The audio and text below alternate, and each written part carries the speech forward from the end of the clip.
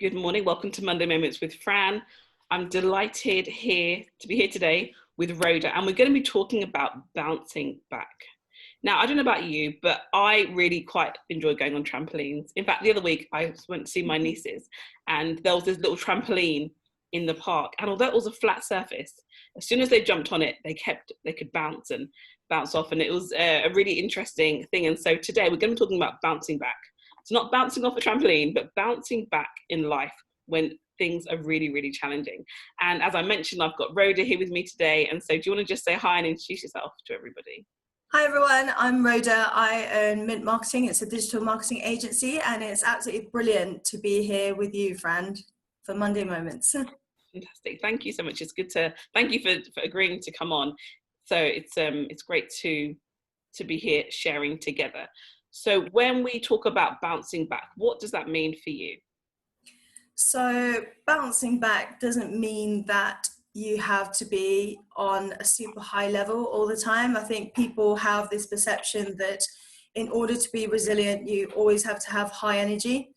And I think that's the biggest misconception in the business world, that you have to be constantly on it. And I don't think that's the case at all. So we were speaking about this in the other interview that we've done before, whereby, actually sometimes resting is a perfect tool for you to be able to be a lot more resilient as well.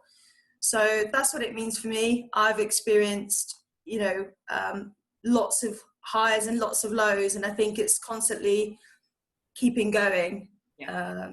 And bouncing back. Yeah, absolutely. And so keeping going is a really important thing. And so when you've had a challenge, what are some things that have helped you to keep going? So for me, I think that really good sort of group of friends and community and family is just really helpful. My faith has really helped. I'm a Christian myself, and I think that being able to pray and being able to pray with my family as well is really helpful.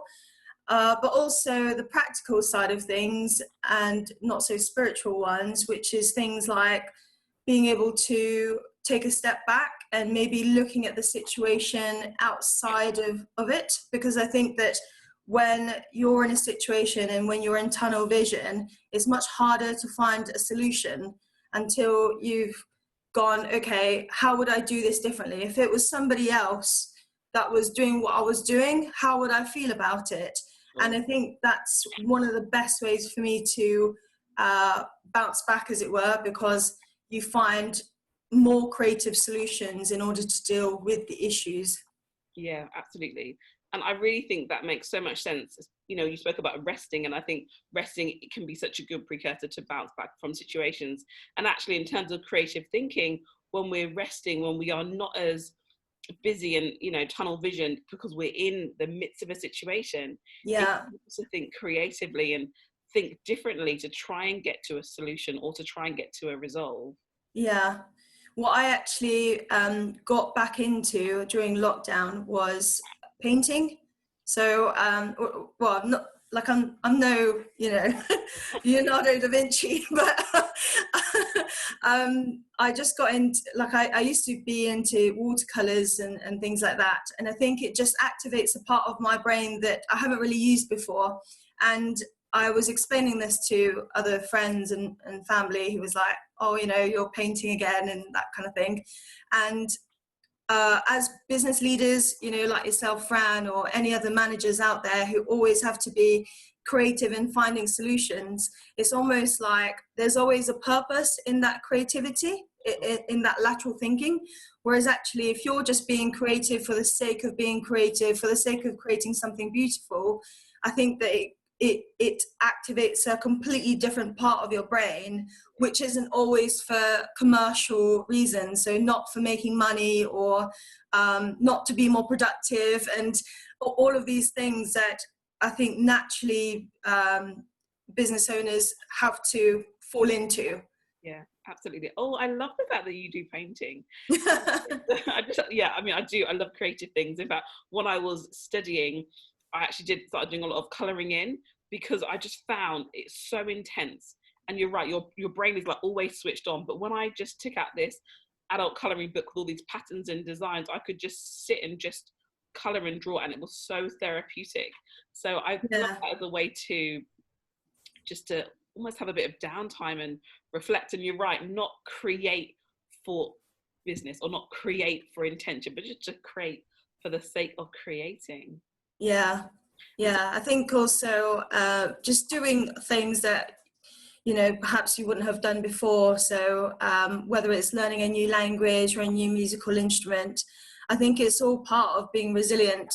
You know, even though from like the outside or from your kind of typical picture of being resilient, you don't always have to be a machine to be resilient. It actually means being able to come back up, you know, and all at the same time. Actually, you don't bounce back if you're always up anyway.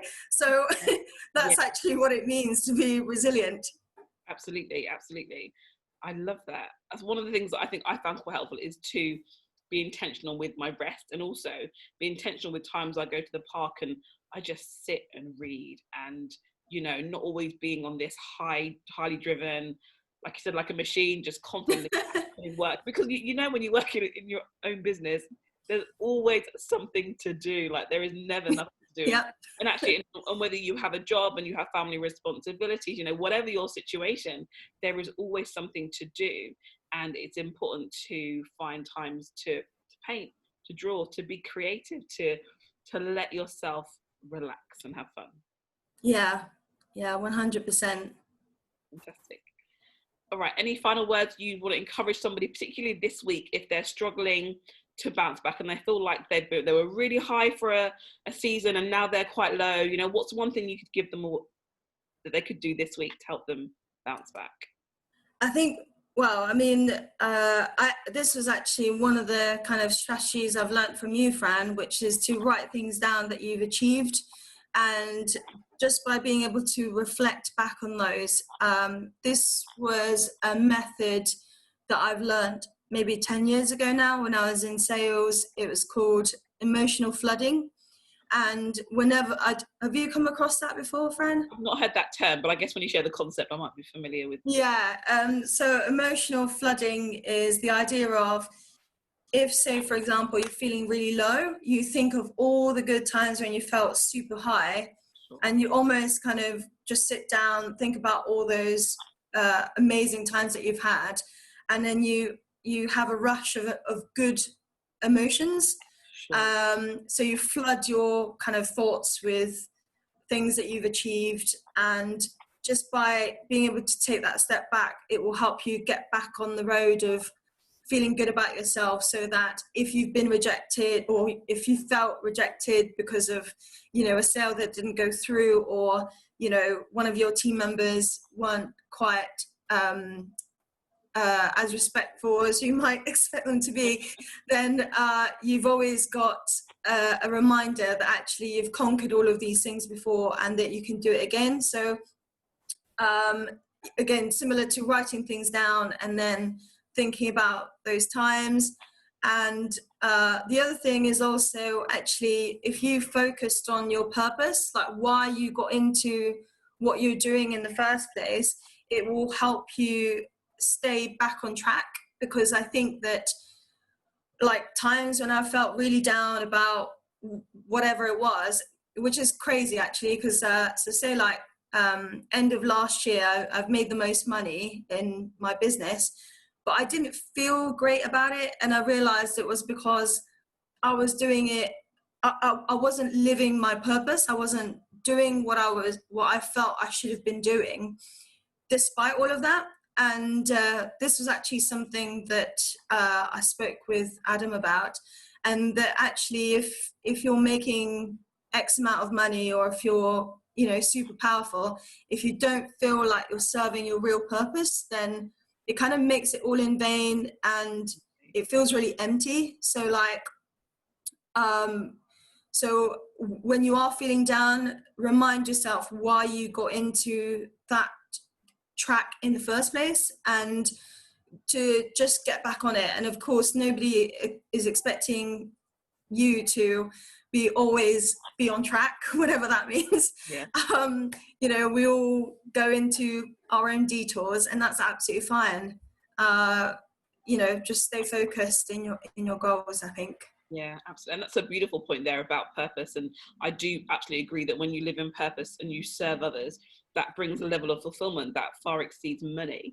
And so this week, if you are challenged in any way, you know, go back to your why, go back to your purpose. And as Rhoda said at the beginning of that last bit, you also want to remind yourself of all the great things, the good things, the people who are around you, just some really positive truths, and that will help bring you up out of that place as well.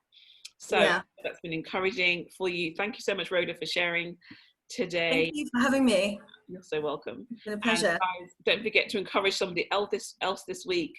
So share this video as a way to encourage them and take good care of yourself.